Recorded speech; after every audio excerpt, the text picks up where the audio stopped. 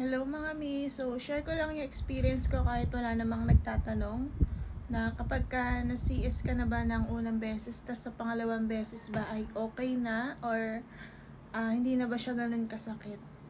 Para sa akin ay mas masakit po yung pangalawang CS. Kasi nung first time kong ma-CS ay wala naman ako halos inindang sakit.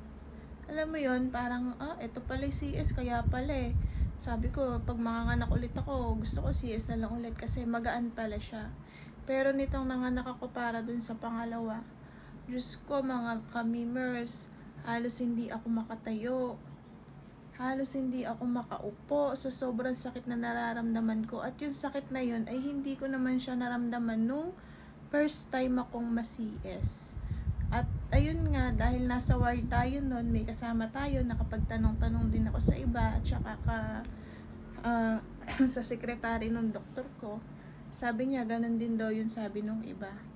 Masakit daw lalo na sa mga tagiliran. Totoo, yun yung naramdaman ko. Sobrang sakit sa tagiliran. Niisip ko baka may problema sa loob, sa laman loob ko, ganun. Ang sakit niya talaga. So, yun lang kami, Merls.